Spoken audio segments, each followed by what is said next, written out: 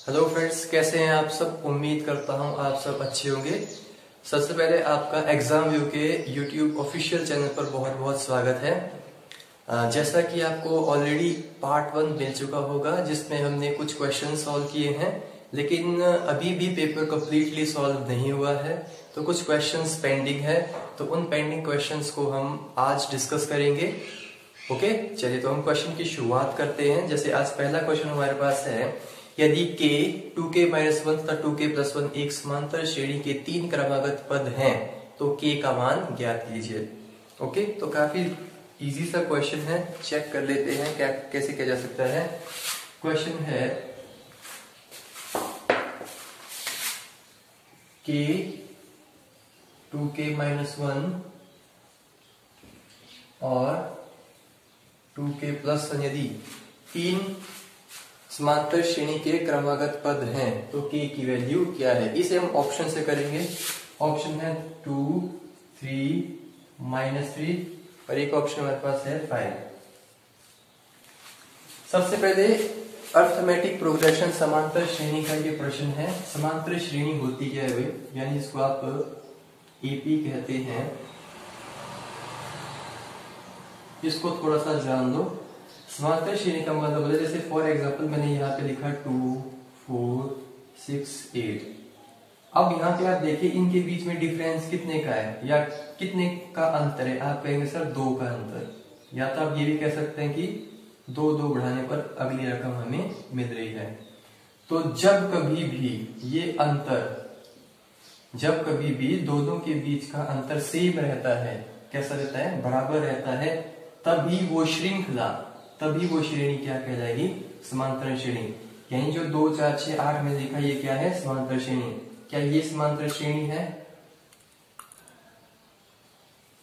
देखिए यहाँ पे कितने गैप है, 6 का। यहाँ पे कितने का है, 2 का। यहाँ पे कितने का है, 7 का। देखो गैपिंग अलग हो रही है ना। जब भी आपका अंतराल या डिफरेंस दोनों के बीच में अलग अलग हो जाएगा वो समांतर श्रेणी नहीं होती है। समांतर श्रेणी के लिए जरूरी है कि दोनों के बीच का जो अंतर है, संख्याओं के बीच का जो अंतर है, वो हमेशा क्या रहे, समान। इस अंतर को समांतर श्रेणी में सार्व अंतर कहा जाता है। सार्व अंतर, इंग्लिश मीडियम वाले इसे कहते हैं कॉमन डिफरेंस। इंग्लिश वाले इसको कहते हैं कॉमन डिफरेंस। इसको एक्सप्लेन किया जाएगा डिटेल में जब इसकी बारी आएगी चैप्टर्स में। ओके, तो हमें समझ में आ गया कि भाई गैपिंग या सार्व अंतर सभी के बीच में कैसा रहना चाहिए, समान। तो आप क्या करो, यहाँ से ऑप्शन डालो, जब ये इक्वल आ जाएंगे तो आपका आंसर आपको मिलेगा। सबसे पहले 2 डाल के देखिए तो कितना बन गया, 2 k की जगह 2 डालो तो 2 गुना 2 कितना हो गया, 4। 4 में से 1 कितना हो गया, 3। यहाँ डालिए 2 डालिए तो 2 गुना 2 4, 4 जमा 1 कितना हो जाएगा, 5। देखिए भाई यहाँ पर 1 का, यहाँ पर 2 का। मैंने क्या कहा था, ये सेम होना चाहिए, यानी ये वाला ऑप्शन क्या हो जाएगा, गलत। सेकंड ऑप्शन उठाइए, यहाँ डालिए, k की जगह डाला 3, यहाँ डालिए भाई 3 गुना 2 6, 6 में से 1 कितना हो गया, 5। 3 की वैल्यू यहाँ डालो, 3 गुना 2 6, 6 जमा 1 कितना हो गया, 7। देखिए कितने की गैपिंग है, +2 +2। यही इस क्वेश्चन में क्या हो जाएगा, फाइनल आंसर। चाहे तो अगर आप इन 2 ऑप्शंस को भी यूज करेंगे, अगर आप इसको यूज करते भी हैं तो भी आपके पास गैपिंग सेम नहीं आएगी। ओके, तो k की क्या वैल्यू पॉसिबल है, अगर ये समांतर श्रेणी है तो k की वैल्यू 3 होनी चाहिए, तभी ये एक समांतर श्रेणी बनेगी, अदरवाइज नहीं बनेगी। आई होप आप इस चीज को समझ चुके होंगे। नेक्स्ट क्वेश्चन देखने की कोशिश करते हैं। क्वेश्चन है 4x² + 8x + 3 के गुणनखंड है। मैं क्वेश्चन आपके सामने लिख देता हूं, 4x² + 8x + 3 = 0 या = 0 मत लिखो। इसके गुणनखंड क्या क्या है, तो बेहद सरल प्रश्न है।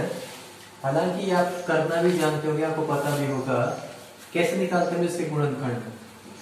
तो आप देखेंगे सबसे पहले क्या करते हैं, x² के आगे जो कोफिशिएंट होता है, गुणांक होता है, उसकी गुणा किससे करते हैं, सबसे अंतिपद से। अंतिपद का मतलब जिसके पास x नहीं है, तो यानी 4 की गुणा किससे करो, 12 के साथ। तो कितना हो गया, 4 गुना 3 हो गया 12।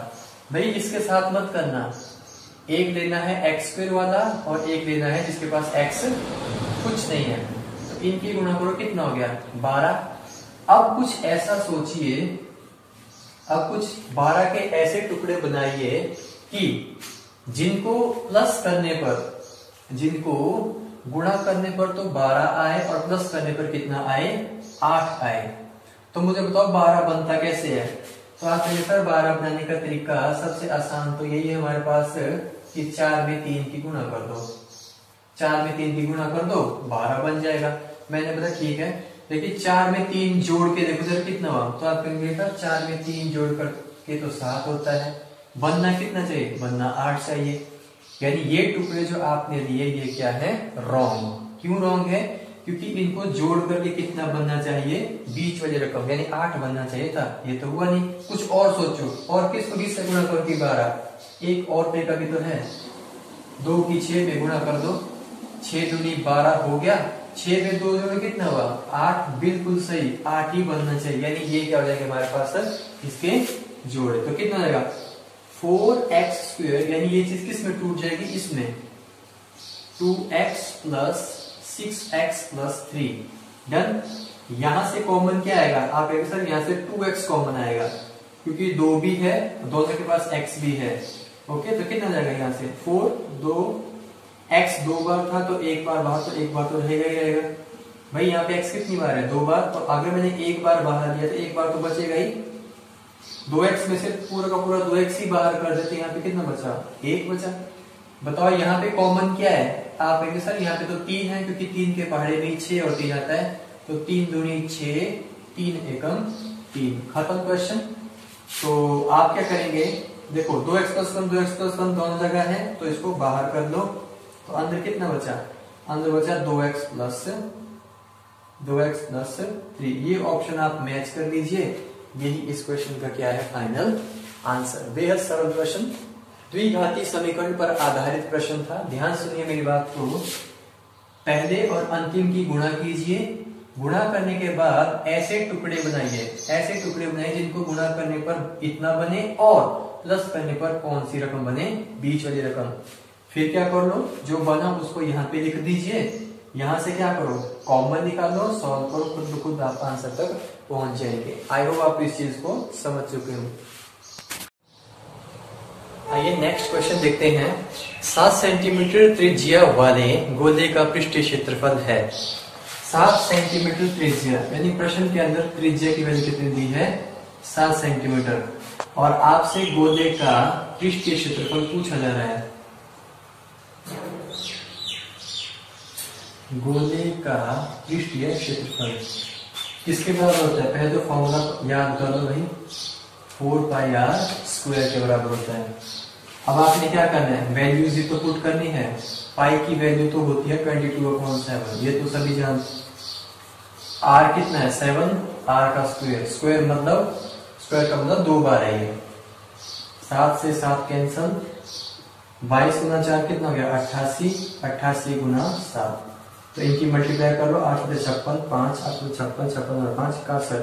ये इस क्वेश्चन का क्या हो जाएगा आंसर। इस क्वेश्चन का आंसर कितना है 616 वर्ग सेंटीमीटर। तो कुछ नहीं करना, गोले का पृष्ठीय क्षेत्रफल का सूत्र याद रखो, 4 गुना 22/7, पाई की वैल्यू, r कितना है 7, r स्क्वायर का मतलब क्या होता है कि r कितनी बार है 2 बार, तो 2 बार, एक साथ से एक साथ कैंसिल, बाकी मल्टीप्लाई किया और ये हो जाएगा इस क्वेश्चन का फाइनल आंसर। आई होप आप इसे भी समझ चुके होंगे। आइए फ्रेंड्स एक और क्वेश्चन के साथ आपको मिलवाता हूं या दिखाता हूं। क्वेश्चन क्या है, क्वेश्चन है एक चतुर्भुज के 3 कोण 55 डिग्री, 70 डिग्री और 85 डिग्री है। कौन कौन से है मैं लिख देता हूं। एक कोण है चतुर्भुज का 55 डिग्री, एक कोण है 70 डिग्री और एक कोण है आपके पास कितना 85 डिग्री। तो बोलता है बताइए चौथा कोण कितना होगा। ओके, तो बेहद इजी क्वेश्चन है। आप जानते हैं अगर मैं आपसे पूछूं कि भाई बताइए त्रिभुज के तीनों कोणों का योग कितना होता है। ओके, अगर मैं आपसे पूछता हूं कि त्रिभुज के तीनों कोणों का योग कितना होता है, तो आप कहेंगे सर त्रिभुज के तीनों कोणों का योग तो 180 होता है। लेकिन ये त्रिभुज नहीं है, ये कैसा क्वेश्चन है, ये क्वेश्चन है चतुर्भुज का। चतुर्भुज का मतलब क्या हुआ, चतुर्भुज का मतलब जिसकी 4 भुजाएं हो, और चतुर्भुज में चतुर्भुज के जो कोणों का योग होता है, चतुर्भुज के कोणों का जो योग होता है वो कितना होता है, वो होता है 360 डिग्री। चतुर्भुज की आकृति इस प्रकार की होती है, कई सारी आकृतियां बनती है इसके अंदर। ओके, डिस्कस करेंगे इसको क्षेत्रफल के अंदर डिटेल में कि क्या क्या होते हैं। तो कितने एंगल बने, आप कहेंगे सर 4 एंगल बनते हैं, 4 हमको दिखाई दे रही है। तो अगर उसमें से अगर एक 55 डिग्री दे देता हूं और एक मान लो 70 दे देता हूं, एक 85 ले लेता हूं, ठीक है, तो बताओ ये कितना होगा। तो आप कहेंगे सर सीधी सी बात है, सभी को जोड़ करके बनना चाहिए 360। कितना बनना चाहिए, 360। तो मैं बोलता हूँ पहले इसको देखो ये कितना बन रहा है। तो आप कहेंगे सर इसको प्लस कर लीजिए। अगर आप इसको प्लस करें कितना जाएगा, 5 और 5 10, आएगी 1, 9 9 7 16, 16 और 5 कितना हो जाएगा आपके पास है 21, यानी कितना आ गया 210 डिग्री। तो आप कहेंगे सर इन तीन को जोड़ा तो 210 डिग्री तो हो चुका है। तो मैं कहूंगा 210 डिग्री नहीं होना चाहिए, कितना होना चाहिए 360 डिग्री, यानी कुछ कमी है। तो आप क्या करेंगे, आंसर निकालने के लिए क्या करो, 360 डिग्री में से इसको क्या कर दो माइनस। तो आप कहेंगे सर 150 डिग्री की कमी बच रही है, वही इस क्वेश्चन में चौथा एंगल होगा। वही इस क्वेश्चन में क्या होगा, चौथा एंगल होगा। तो मैं उम्मीद करता हूं आप समझ चुके, ध्यान रखेंगे इस बात का, चतुर्भुज के कोणों का योग कितना होता है 360 डिग्री। तीनों को प्लस करो 210 आया, तो कुछ कमी है। तो कैसे पता चलेगा, जब आप 360 डिग्री में से इसको सब्ट्रैक्ट कर देंगे या घटा देंगे, यानी जो लास्ट कोण बचा है, चौथा कोण बचा है, वो कितना होगा 150 डिग्री। उसका आंसर आप बड़े आराम से कर सकते हैं।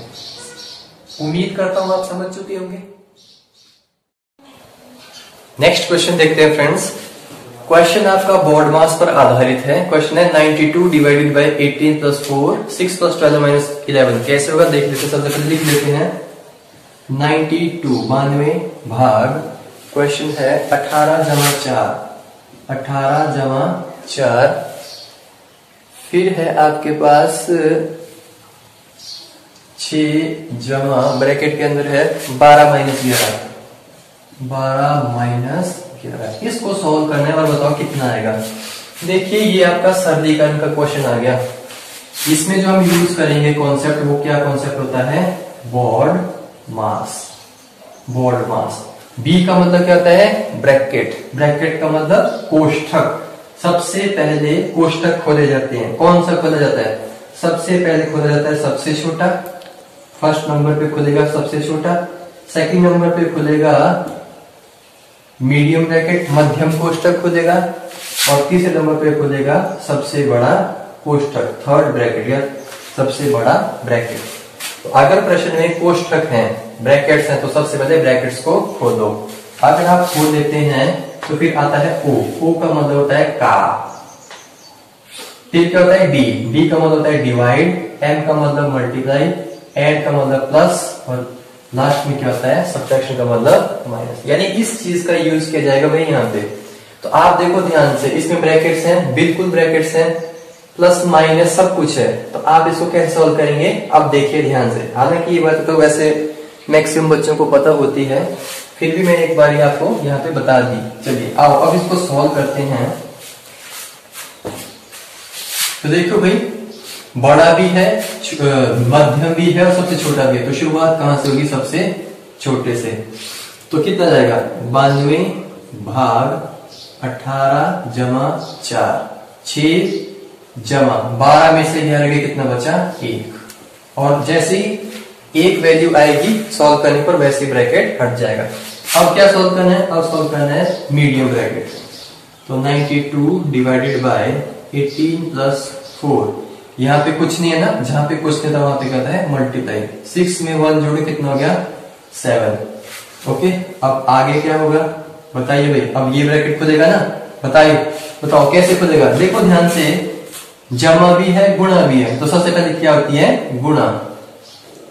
तो 7 गुना 4 कितना हो गया 28। इसको जब जोड़ेंगे तो कितना आएगा 46। इसका मतलब क्या आता है कि 46 की 92 को भाग कितनी बार जाएगी 2 बार। यानी इस क्वेश्चन का आंसर कितना आ जाएगा 2। सिंपल सी बात समझो, सबसे पहले छोटा ब्रैकेट खुलेगा, फिर उससे बड़ा मीडियम ब्रैकेट खुलेगा, और सबसे लास्ट में सबसे बड़ा ब्रैकेट खुलेगा। ये उन स्टूडेंट्स के लिए जिन्हें ऐसे क्वेश्चन करने में दिक्कत होती है। स्मार्ट स्टूडेंट कैसे करते हैं वो देखो। स्मार्ट स्टूडेंट के करने का तरीका पेपर में भी आप ऐसे ही करेंगे जैसे मैं करके बताऊंगा। सबसे छोटा ब्रैकेट खुलेगा, 12 में से 11 के कितना बचा 1, 6 जमा 1 कितना हो गया 7, यानी यहां से 7 आया, 7 गुना 4 कितना हो गया 28, यानी यहां से 28 आया, 28 में 18 जोड़ा कितना है 46 आया, 46 से 1 को भाग कर कितना आया 2। ये तरीका है वही आपका पेपर वाला, यानी आंसर कितना हो जाएगा 2। विद इन सेकंड इस क्वेश्चन का आंसर बन जाता है, लेकिन इसके लिए प्रैक्टिस की जरूरत पड़ती है। आई होप आप इस क्वेश्चन को भी अब समझ चुके होंगे। चलिए फ्रेंड्स एक और क्वेश्चन देखते हैं। क्वेश्चन है यदि किसी त्रिभुज की भुजाएं 5 सेंटीमीटर, 12 सेंटीमीटर तथा 13 सेंटीमीटर हो तो उसका क्षेत्रफल कितना होगा। देखो त्रिभुज की भुजाएं देती है, एक भुजा 5 है, एक 12 है और एक कितनी है आपके पास 13 सेंटीमीटर। तो आपसे क्या पूछा जा रहा है क्षेत्रफल त्रिभुज का। तो भाई फॉर्मूला आप जानते हो 1/2 आधार गुणा ऊंचाई, 1/2 आधार गुणा ऊंचाई, 1/2 बेस इंटू हाइट, 1/2 आधार गुणा ऊंचाई। ठीक है 1/2। अब आधार क्या है ऊंचाई क्या है आपको कैसे पता चलेगा, कैसे पता चलेगा भाई आपको क्या है। देखिए ध्यान से, ये ट्रिपलेट्स होते हैं, ये ट्रिपलेट्स होते हैं, एक संपूर्ण त्रिभुज है ये जो भुजाएं दी है ये एक संपूर्ण त्रिभुज की भुजाएं हैं, जिसमें सबसे लंबी साइड क्या है 13 और 5 और 12, ये 5 है ये 12 है, या तो फिर ये 12 ये 5 हो सकता है। ओके कुछ भी हो सकता है, नो प्रॉब्लम। ओके या तो 12 बेस हो सकता है और आपके पास जो लंब है वो 5 हो सकता है, या तो फिर ऐसे हो सकता है। लेकिन एक बात तो यहाँ पर क्लियर हो जाती है कि जो आपका 13 है वो क्लियर कट क्या हो सकता है हाइपोटेन्यूज। क्यों होता है, क्योंकि ये ट्रिपलेट्स है, यानी अगर आप 13 का स्क्वायर करोगे ना तो किसके बराबर आएगा, इन दोनों स्क्वायर्स के सम के बराबर। तो 13 का स्क्वायर कितना होता है 169, 144, 25 आ गया ना इक्वल। अगर ये इक्वल आ गया इसका मतलब क्या हुआ, ये एक संपूर्ण त्रिभुज है। पाइथागोरस थ्योरम में भी आपको इस बात का पता चलता है, वो भी यही कहता है कि सबसे लंबी साइड का जो स्क्वायर जब आप करोगे वो किसके बराबर मिलेगा आपको, दोनों जो आपके पास साइड्स बचती हैं उनका स्क्वायर और उनके सम के बराबर। ओके तो यानी ये सब बातें तो लंबी चौड़ी है, मतलब यहाँ से सिंपल आप यूं समझो कि मैं क्या कहना चाहता हूँ कि आप बेस और हाइट की वैल्यू जब आप यहाँ पे डालोगे ना तो वो क्या हो सकती है, वो यहाँ पे अब इन दोनों को ही डालना पड़ेगा। ठीक है 12 और 5 भी कर लोगे तो भी कोई दिक्कत नहीं है। कितनी बार कटा 30, क्योंकि ये कट करके आंसर कितना देगा हमेशा 30, यानी इस क्वेश्चन का आंसर कितना देगा 30 सेंटीमीटर। ओके यानी बस मेरा कहने का समझाने का मतलब सिर्फ यही था कि 13 मत लेना, इन दो को आप चाहे यहाँ पे 12 यहाँ पे 5 या यहाँ पे 12 यहाँ पे कुछ भी ले सकते हैं, क्योंकि कटना तो उसने है ही। आंसर कितना आएगा 30, ये इस क्वेश्चन का क्या हो जाएगा आंसर। ये थोड़ा सा बेसिक है, इस पार्ट को, ये थोड़ा सा बेसिक पार्ट है, इसको कभी दूसरी बार डिस्कस करेंगे कि ये क्या मामला है। ओके यानी आप सिंपली सॉल्व करिए, ये इसका क्या हो जाएगा फाइनल आंसर। आइए फ्रेंड्स एक और क्वेश्चन देखते हैं। क्वेश्चन है एक घन का आयतन 1331 सेंटीमीटर क्यूब है, इसके एक फलक का क्षेत्रफल क्या है। तो काफी सिंपल क्वेश्चन है। इसने घन का आयतन तो आपको दिया हुआ है जो कितना है 1331 सेंटीमीटर क्यूब, और आपसे क्या पूछता है एक फलक का क्षेत्रफल कैसे निकलेगा। भाई घन क्या होता है, एक होता है घन, एक होता है घनाभ। घन क्या होता है, घन एक वो आकृति है जिसमें प्रत्येक भुजा क्या होती है बराबर, इस टाइप का होता है, आपने देखा भी होगा।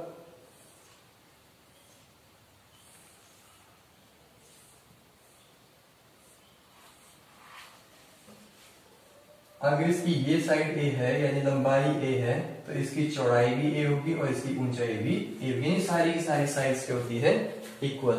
तो अगर मैं आपसे पूछूं बताइए इसमें कितने फलक होते हैं या कितनी साइड्स होती है, तो आप कहेंगे सर इसमें होती है, देखो एक जो सामने आपको दिखा रही है, एक ये साइड है 1, एक इसके ठीक पीछे है, एक ये सामने वाली, एक इसके पीछे 2, एक देखो यहाँ पर 3 और एक इस तरफ 4, एक नीचे 5 और इसके ठीक ऊपर 6, यानी कितनी साइड्स होगी 6। तो उसने 6 फलक का क्षेत्रफल नहीं पूछा, उसने कितने का पूछा है 1 का। हालांकि अगर इसका आपसे वो पृष्ठीय क्षेत्रफल की बात करता तो फॉर्मूला जो स्टैंडर्ड फॉर्मूला क्या है वो है 6a²। 6a² का मतलब होता है 6 गुना भुजा का वर्ग। ये 6 कब आता है, 6 आता है जब आपको सभी फलक का क्षेत्रफल निकालना हो। लेकिन अब की बार 6 का नहीं पूछा, अब की बार कितने का पूछा है, केवल 1 का। तो यानी यहाँ पे 6 की जगह कितना लिखेंगे आप 1, तो कितना जाएगा 1 गुना भुजा का वर्ग। यानी अगर आपको एक फलक का क्षेत्रफल निकालना है तो क्या करना पड़ेगा, एक साइड की मल्टीप्लाई किससे करनी पड़ेगी, भुजा के वर्ग से। ठीक है, अगर 6 साइड का कहते तो क्या करते 6 मल्टीप्लाइड भैया 6 गुना भुजा का वर्ग। ओके, चलिए नेक्स्ट। अब यहाँ पर अगली एक बात देखिए कि अगर आपको फलक का क्षेत्रफल निकालना है तो आपको भुजा चाहिए। भुजा तो आपके पास है ही नहीं प्रश्न में कहीं भी, तो ये जो आपके पास आयतन दिया है यहीं से अब आपका आंसर निकलेगा। तो मुझे बताइए इसका आयतन कितना होता है। घन का आयतन का जो सूत्र होता है वो कितना होता है, आप कहेंगे सर a का क्यूब इक्वल टू 1331। घन के आयतन का सूत्र कितना होता है a क्यूब, भुजा गुना भुजा गुना भुजा। a का मतलब यहाँ पे कुछ नहीं, a यहाँ पे भुजा हो सकती है, भुजा है। ओके, जिसकी कोई भी वैल्यू पॉसिबल है। मैं यहां से a निकालता हूं, यहाँ पे क्या है क्यूब। ये क्यूब जब दूसरी तरफ जाएगा तो क्या बन जाएगा क्यूब रूट, यानी जब ये घन उस दूसरी तरफ जाएगा तो क्या बन जाएगा घनमूल। तो बताओ 1331 का घनमूल कितना होता है, 1331 का घनमूल होता है 11। ओके, तो ये आप 15 तक घनमूल याद कर लीजिए और 30 तक वर्गमूल याद कर लीजिए अगर आप चाहते हैं क्वेश्चंस को करना। अदरवाइज आपको क्वेश्चन करने में दिक्कतें होंगी। हालांकि इनको निकालते कैसे हैं इसका भी तरीका होता है। ठीक है, चलिए तो यहाँ से भुजा कितनी आई, आपके सर भुजा आ गई 11। तो हमें क्या निकालना है, एक फलक का क्षेत्रफल। उसके लिए क्या करना पड़ेगा, उसके लिए 1 मल्टीप्लाई भुजा। कितनी है भुजा भाई 11, तो 11 का स्क्वायर। 11 का स्क्वायर कितना होता है 121। यही इस क्वेश्चन का क्या हो जाएगा फाइनल आंसर। ऑप्शन मैच कर लीजिएगा, इस क्वेश्चन का आंसर कितना है 121 वर्ग सेंटीमीटर। आई होप आप इस चीज को समझ चुके होंगे। नेक्स्ट क्वेश्चन करते हैं सॉल्व। क्वेश्चन है वर्ग की एक भुजा और विकर्ण का अनुपात क्या है। वर्ग की एक भुजा और उसका अनुपात, विकर्ण का अनुपात क्या है। तो देखिए भाई ये तो बिल्कुल इजी क्वेश्चन है। इसका आंसर कितना है 1√2। ठीक है, भुजा और विकर्ण का अनुपात कितना होता है 1√2। तो ये आपको याद रखना है। हालांकि क्यों होता है वो दिखाता हूं मैं आपको। वर्ग तो आप जानते ही हो, वर्ग एक वो आकृति होती है जिसमें सारी की सारी साइड्स क्या होती हैं इक्वल, बराबर। तो मैं मान लेता हूं कि भाई अगर ये साइड 1 सेंटीमीटर है तो ये भी 1 सेंटीमीटर होगी, राइट। विकर्ण का पता है आपको, विकर्ण क्या होता है एक कोने से दूसरे कोने को क्या कर देना, ज्वाइन कर लेना। ये क्या हो गया आपके पास है विकर्ण। ये क्या है विकर्ण। ये जो मैं लाइन खींची है क्या है आपके सामने विकर्ण। आप इस चीज को ध्यान से देखिए, क्या ये आपके पास एक समकोण त्रिभुज नहीं बन गया है। क्योंकि आपको तो पता है कि वर्ग के अंदर चारों जो एंगल होते हैं, चारों कोण जो होते हैं वो कितने कितने के होते हैं 90-90 डिग्री के। तो ये एक समकोण त्रिभुज बन गया। और समकोण त्रिभुज में यदि आपको सबसे लंबी वाली भुजा निकालनी है तो कैसे निकालते हैं, तो आपको पता है पाइथागोरस थ्योरम का प्रयोग करना तो आप भली भांति जानते हैं। क्या कहती है पाइथागोरस थ्योरम, पाइथागोरस थ्योरम कहती है कि किसी समकोण त्रिभुज में जो सबसे लंबी भुजा होती है, सबसे लंबी भुजा क्या होती है कर्ण। क्या होती है कर्ण। वो किसके बराबर होती है, बची हुई दो भुजाओं के योग के बराबर। तो बची कौन सी, एक बेस यानी आधार बचता है और एक आपका पी यानी लंब बचता है। ये एच बी पी क्या होता है, यहां देखिए भाई ध्यान से। सबसे लंबी वाली साइड को एच बोलते हैं, एच माने कर्ण कहते हैं। ओके, और जहां पर आपका त्रिभुज बैठा होता है या रखा हुआ होता है उसको बोलते हैं बी। बी का मतलब आधार। और जहां पर 90 डिग्री का कोण बनता है साथ में उसे आप क्या कहते हैं लंब, इंग्लिश में परपेंडिकुलर। तो मैंने क्या कहा समकोण त्रिभुज में सबसे लंबी भुजा कौन सी है? कर्ण। तो कर्ण का वर्ग किसके बराबर होगा? बची हुई दो भुजाओं के वर्ग के योग के बराबर। अब क्वेश्चन खत्म है। आप सिंपली इसमें क्या करिए, वैल्यू पुट कीजिए। ये तो आपको निकालना ही है। बताइए बेस कितना है? आप कहेंगे सर 1। बताइए परपेंडिकुलर कितना है? आप कहेंगे सर 1। तो वैल्यू कितनी आएगी? आप कहेंगे सर 1 का वर्ग तो 1 होता है, और 1 का वर्ग 1, यानी 1 और 1 कितना हो जाएगा? 2। आपको तो पता है 1 की पावर में कुछ भी लिखो, आंसर कितना आता है? 1। तो 1 + 1 कितना हो गया? 2। स्क्वायर जब वर्ग जब दूसरी तरफ जाएगा तो क्या बन जाएगा? वर्गमूल। तो यानी आंसर कितना आया? ये जो h यहाँ पर है, ये किसका काम कर रहा है? विकर्ण का। तो मैंने भुजा कितनी मानी थी? मैंने भुजा मानी थी मैंने 1, या देखो 1 1, और उसका विकर्ण कितना निकल कर आया? उसका विकर्ण कितना निकल करके आया? आप कहेंगे सर √2। तो ये भुजा और विकर्ण का अनुपात होता है। वैसे तो आपको ये चीज डायरेक्ट याद रखनी चाहिए, लेकिन ये चीज आती कहां से? वो यहां से आती है। अब आप में से कुछ सोचते हैं सर इसको 1 क्यों माना? अगर आप इसको कोई और संख्या भी मानेंगे तब भी ये सॉल्व करने पर दोनों तरफ कट हो जाने पर आंसर लास्ट में आपका सिर्फ इतना ही रहने वाला है। आप इसे 10 मान लो, आप इसे 7 मान लो, आप इसे 15 मान लो, जो दिल करे वो मान लो। जब आप इसे पूरा सॉल्व करेंगे ना, ये दोनों आपस में क्या हो जाएंगे? कट। और फाइनली आपके पास आंसर कितना बचेगा? 1:2, या 1/√2। और ये इस क्वेश्चन का क्या है? Final answer. आई होप आप इस चीज को भी समझ चुके होंगे। आइए फ्रेंड्स नेक्स्ट क्वेश्चन देखते हैं। क्वेश्चन आपका ट्रेन पर बेस्ड है। कैसा क्वेश्चन? देखिए, यदि एक 100 मीटर लंबी रेलगाड़ी 200 मीटर लंबे प्लेटफॉर्म को 10 सेकंड में पार कर लेती है, तो उस रेलगाड़ी की गति क्या है? मैं पहले चीजें लिख लेता हूं। रेलगाड़ी की जो लेंथ है, रेलगाड़ी की जो लंबाई है वो कितनी है? 200 मीटर। नहीं, रेलगाड़ी की लंबाई 100 मीटर है, और प्लेटफॉर्म जो है उसकी लंबाई कितनी है? 200 मीटर, राइट। 200 मीटर इसकी लंबाई है। आगे वो कहता है कि उस रेलगाड़ी ने प्लेटफॉर्म को 10 सेकंड में पार कर लिया, यानी जो समय लग रहा है पार होने में वो कितना लग रहा है? 10 सेकंड का। तो आपसे पूछता है रेलगाड़ी की स्पीड क्या है, यानी रेलगाड़ी की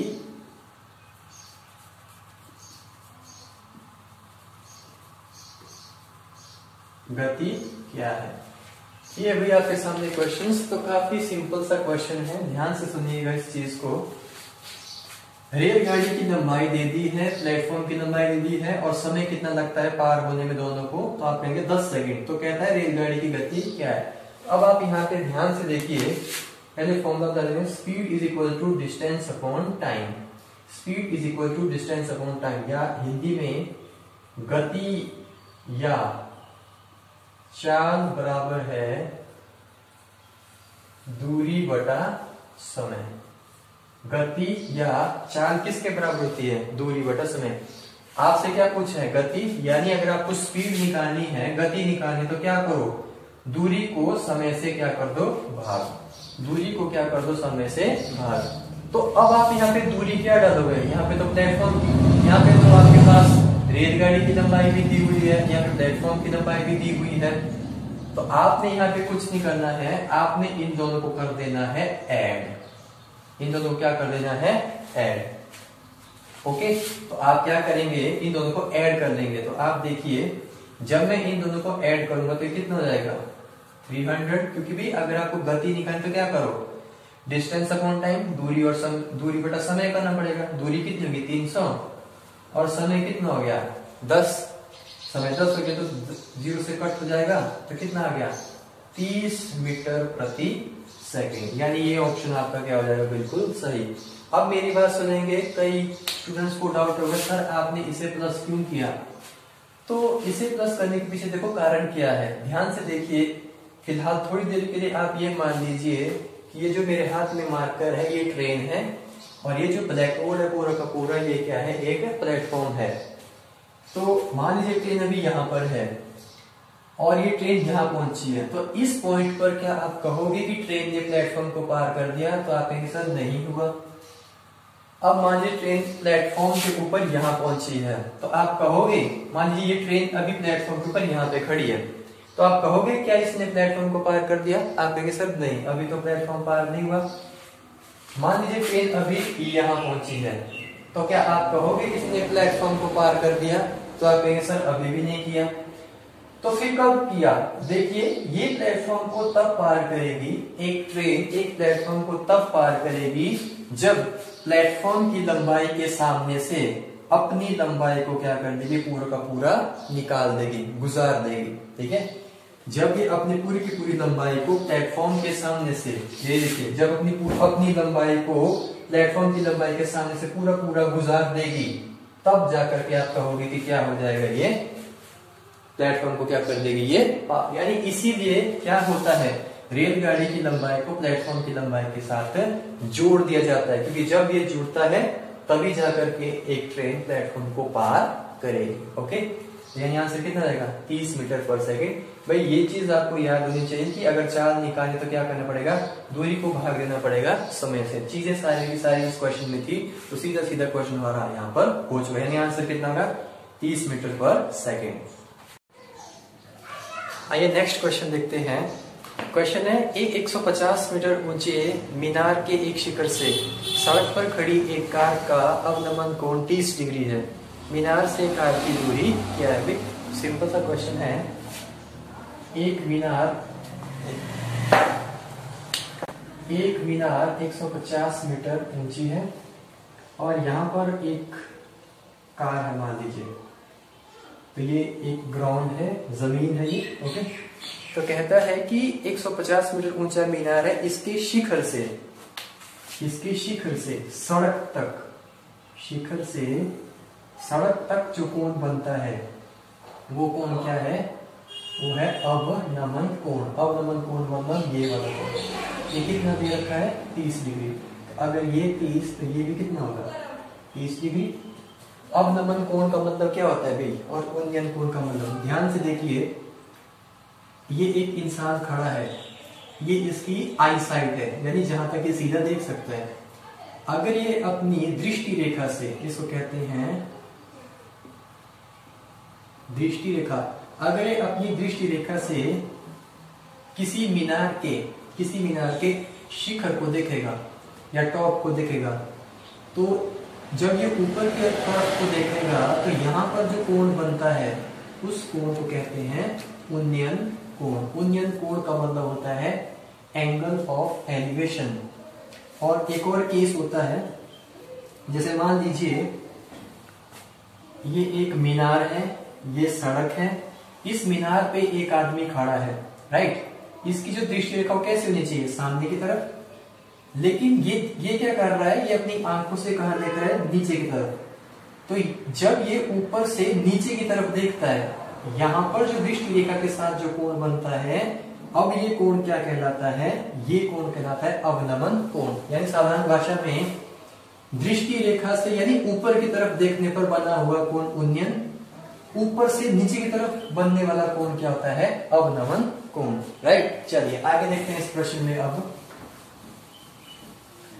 तो भाई ये दे दिया, मान लीजिए अगर ये ए है, ये बी है और ये सी है, तो उसने क्या पूछा? कार से मीनार के बीच की दूरी क्या है? यानी आपको क्या निकालना है? आपको ए बी निकालना है, ठीक है। आपको दिया क्या है? आपको बी सी दिया है, जो कितना है? 150 मीटर। तो ए बी क्या है? अगर आप इसमें ध्यान से देखेंगे इस ट्रायंगल को, इस त्रिभुज को, तो ये समकोण त्रिभुज है। ओके, तो समकोण त्रिभुज में जहां पर ये बैठा है इसको बोलते हैं बेस। बेस यानी आधार, यानी ए बी क्या है यहाँ पर? बेस। बेस माने आधार। और ये 150 मीटर क्या है? 150 मीटर क्या है? जहां पर 90 डिग्री साथ में बनता है उसे कहते हैं लंब। लंब यानी परपेंडिकुलर। ओके, आपको बेस निकालना है, परपेंडिकुलर दिया है, तो कैसे निकलेगा? तो ये तो सभी जानते होंगे, पंडित बद्री प्रसाद हर हर बोल, ठीक है। हमें बेस निकालना है, परपेंडिकुलर दिया है। यहाँ पे वो चीज ढूंढो जहां पर बी और पी की बात हो रही है। यहाँ पे पी बटा एच की बात हो रही है, ये तो नहीं दे सकते आप। b बटा h की बात होती है, ये भी ले सकते हैं। तो कौन सा दोगे आप, p बटा b। ये तो जानते हो ना, ये होता है साइन, ये होता है कोसाइन, ये होता है टेंजेंट, ये होता है कोटेंजेंट, ये होता है सीकेंट और ये होता है कोसिकेंट। यानी ये क्या होता है, ये होता है टेंजेंट। यानी आपको क्या लेना पड़ेगा, टेंजेंट लेना पड़ेगा भाई। अगर आंसर चाहते हो तो टेंजेंट 30 डिग्री किसके बराबर हो जाएगा, perpendicular upon base, perpendicular upon base. बताओ परपेंडिकुलर कितना है 150, बेस कितना है, बेस तो ए भी है। टेंजेंट 30 की वैल्यू कितनी होती है, 1/√3। तो क्रॉस मल्टीप्लाई कर लो, ए बी की वैल्यू कितनी आएगी 150√3 मीटर। इस क्वेश्चन का क्या आ जाएगा फाइनल आंसर। तो मैं उम्मीद करता हूं आप इस चीज को समझ चुके होंगे। ओके, तो यहाँ पर हमारे 25 क्वेश्चंस जेबीटी के 2018 एग्जाम वाले कंप्लीट होते हैं। आपको कैसा लगा बताइए, जरूर शेयर कीजिए सभी के साथ। ओके, अगर आपको अच्छा लगा तो हमें फीडबैक दीजिए, सजेशंस दीजिए कि हम इसे और बेहतर कैसे बना सकते हैं। ओके, तो आने वाले डेज में कुछ और वीडियोस लेकर आपके सामने आएंगे। ओके, तब तक के लिए थैंक यू।